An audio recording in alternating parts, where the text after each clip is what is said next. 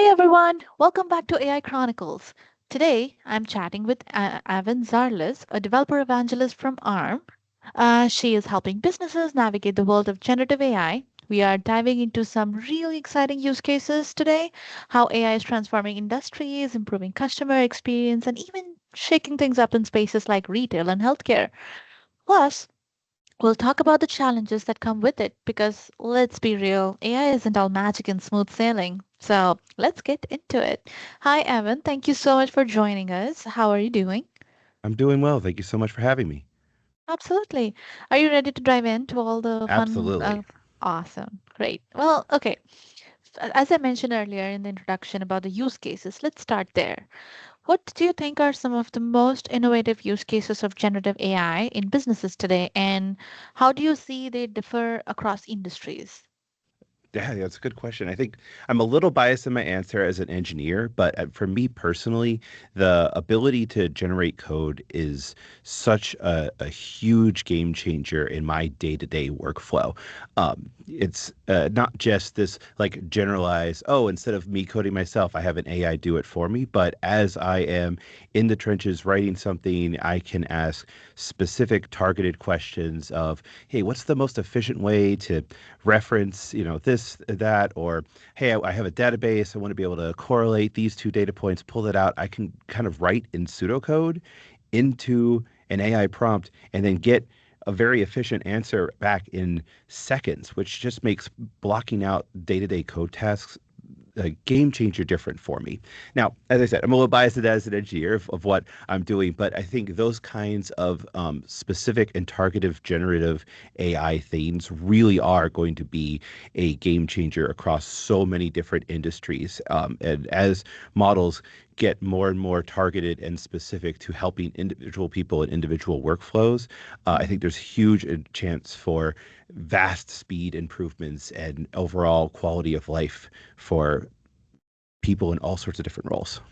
I bet. Yeah. I mean, especially I'm a little biased too because I love the code generation use cases.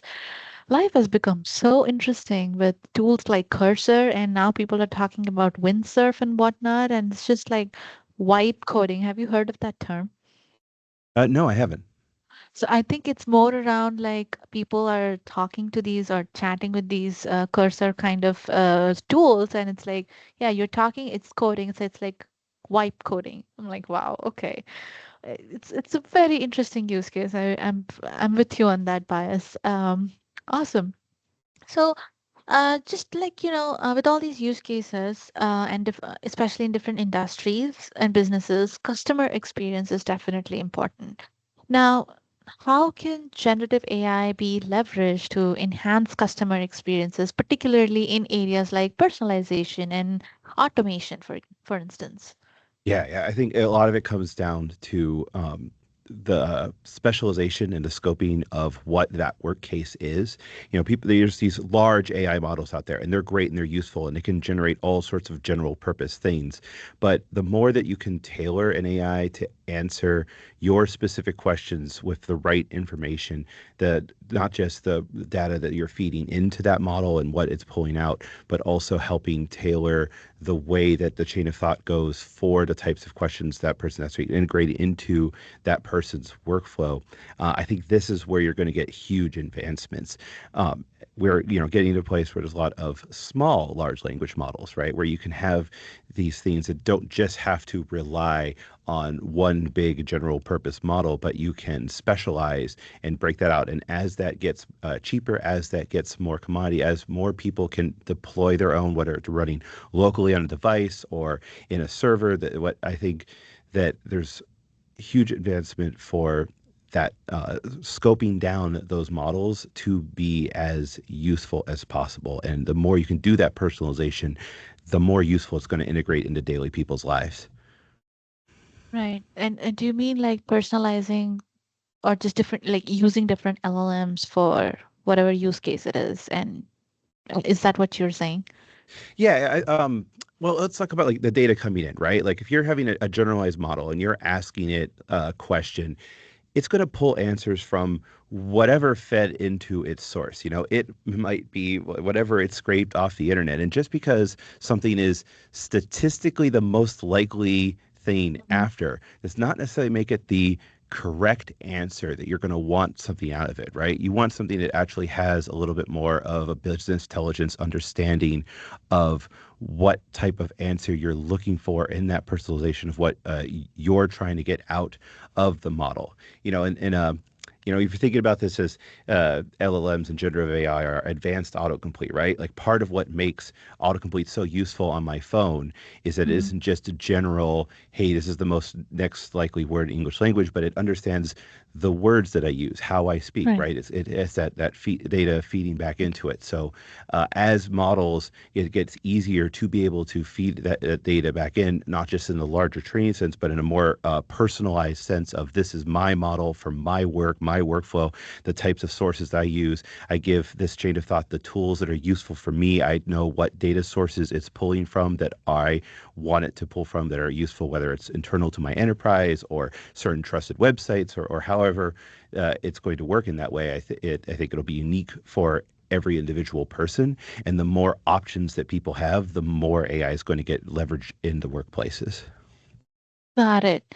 So, do you think, like, with more and more options, do you see any key challenges that business are facing when they're integrating generative AI into their operations? Oh, definitely, right? I think this is probably one of the key challenges that companies are facing when trying to integrate their stuff. Like, right, talked a little bit about, the data you have in, Hmm. garbage in, garbage out, right? If you're scraping data from who knows what sources, well, then who knows necessarily the accuracy of that? And there's one element of, as I talked about, building up databases, referencing trusted sources, putting in your own data and using RAG and embedding to get your specific answer. But there's a whole other aspect in this that, frankly, a lot of people I don't think are spending as much time worrying about, which is Hmm. the bias of that data that you're going to get in. Human beings are biased. Whenever we Hmm. communicate, there is a bias in that. And if you're not thinking about that bias, that does not make your system neutral or unbiased. It's going Yeah. to amalgamate all of those biases from all of the sources that it comes in. And I think that if you're not actively working towards fighting that and actively trying to recognize where could an answer be biased, how do I check my sources for or that bias, how do I check my results for that, you have to build those systems in, or Hmm. your system will end up perpetuating harm. I think there's a reason why ARM released an AI manifesto a few years ago, or Trust manifesto a few years ago. I believe Microsoft also released one. So a bunch of these other large AI companies talk about this, where if you're if you're not accounting for that bias in what you're going to do, you're going to end up with results that might look right, but Hmm. ultimately are not going to be the most useful, not going to give you the best, most intelligent answer, and are, as I said, have, especially in certain industries, could have a huge effect to cause harm. Exactly. Yeah. So that's something that I would advise everyone working in AI to be mindful about and make sure you're building into your process, from what data is going into it to how it's looking at the data to checking your results up and down that line. You have to be thinking about those biases. And that's a very good point. And when it comes to biases, I feel like, yes, companies should definitely be on point and be alert because bias could come from anywhere and there are so many types of them. I just wonder sometimes, like, do you think, especially in those industries where these kind of biases or any such challenges might pose a huge threat, do you think that pushes people back from integrating generative AI into their businesses? Like, are they like scared or hesitant about using generative AI? I think when you talk about a challenge for doing generative AI correctly and most efficiently, um, I wouldn't say that it's something to be scared of. I think it's Mm, something that you need to be aware of and you need to work on. right. I think it's something that's a systemically a problem Mm, right now in a lot of mm-hmm, implementations. I think not enough people are thinking about that.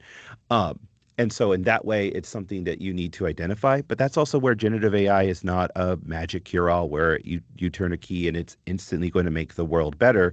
I think Mm-hmm. it is a technology with a lot of potential to really integrate into our lives and change the way that we're going to work.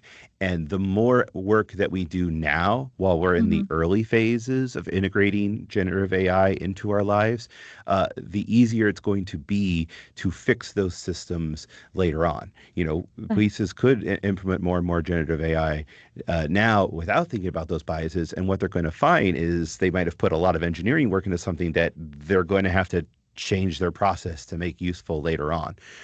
So it's a risk, but I wouldn't say it's something that you should avoid using AI entirely. In fact, I think we need more people who care about those risks to be building things because I think there are ways that you can handle it. And I think there's a lot of room for that innovation and working together with people on how they overcome those biases or how they search and recognize where those biases might be in what they're Mm-hmm. making. Right. Fair point. And I'm just curious, like I think you mentioned a little bit about improving. I'm curious, especially for the businesses, how do they or how would they leverage generative AI to improve their operations and potentially impacting their whatever bottom line they have for their business? Yeah, yeah. I think it's the biggest impacts are going to be in very small, hard to measure ways.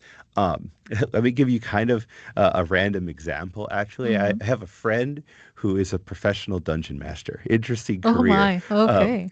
But as part of that, like he wants to be able to have these spreadsheets that he can customize and tailor for, you know, people's character sheets or whatever. The specifics are not as important, but you know, my friend here, he's not an engineer. He doesn't Mm-hmm. have a huge corporation backing him to make these tools and experiences. But with AI, he can generate these really awesome specific character sheets with specific values. He can ask it questions like, hey, I want them to be able to do this value, do that value, but make sure they have this prerequisite and check. And then it generates the code.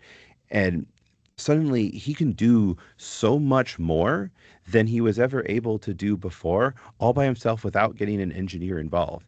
And I think, especially when you talk about outside of tech industries, this is where a huge innovation is going to come into play. It's one of the reasons why I led with, I think, the coding examples is going to be one of the most innovative because not everyone's an engineer, but everyone could use a little bit of automation in their life, a little bit Yeah. of scripting.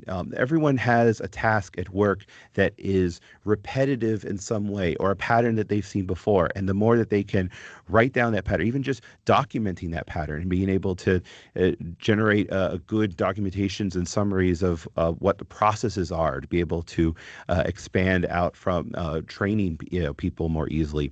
There's there's all these little ways that AI will not like come in and, oh, this job who was done by a human before is going to be done by an AI now.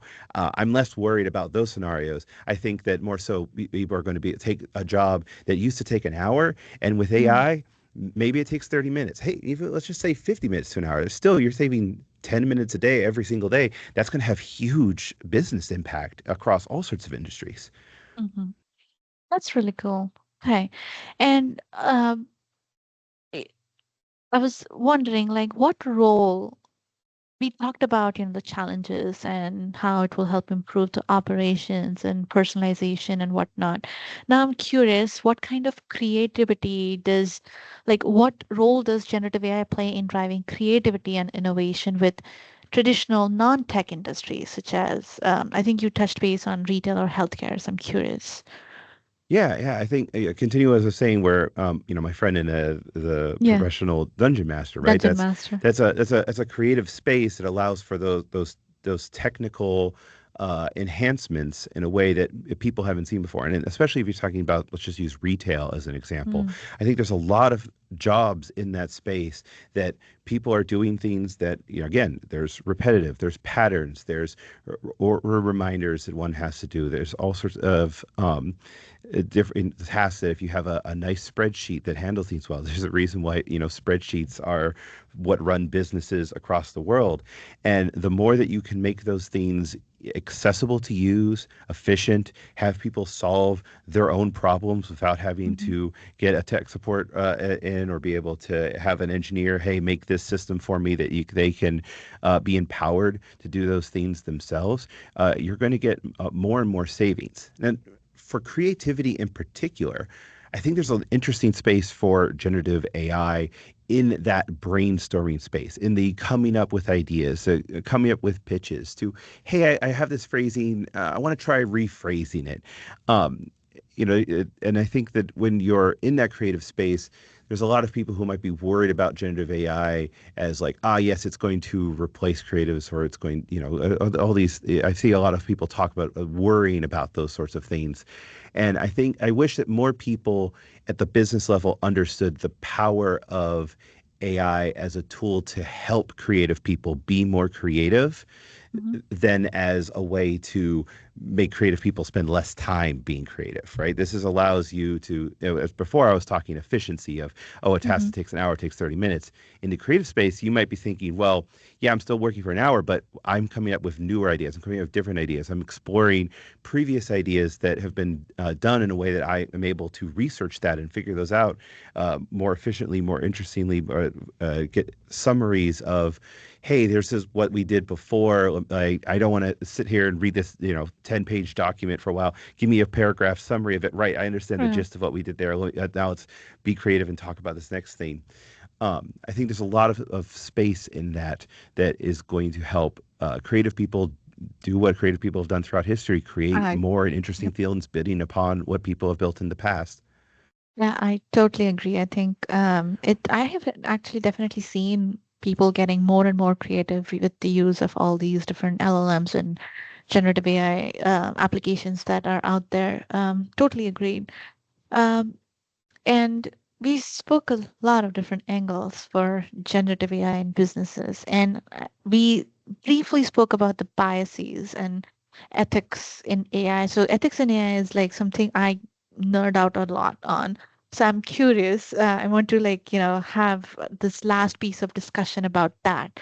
So how can businesses ensure ethical and responsible use of generative AI, especially when it comes to data privacy and preventing biases in AI generated content?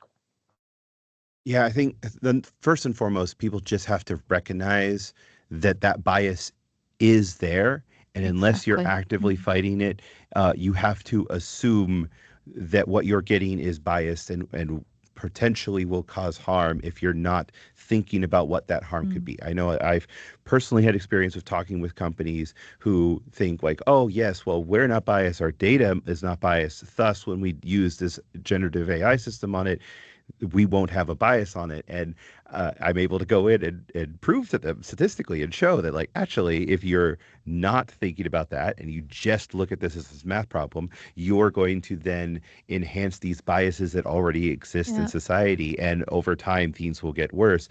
And you can address that early by building in those tools and processes and systems to assess where those biases are, to think about it. And often just the act of having that mindful in the process of how you're going to create it, you're going to fight so much of that bias. You're going to have a much better result off the top of the bat, because even if the ways that you implement that bias are not, say, the most correct, say you do your best, but you still end up with some bias in the system, the fact that you have a tool chain that is doing those assessments, the fact that you can understand, oh yes, we tested this and we saw this result, so we can tweak it.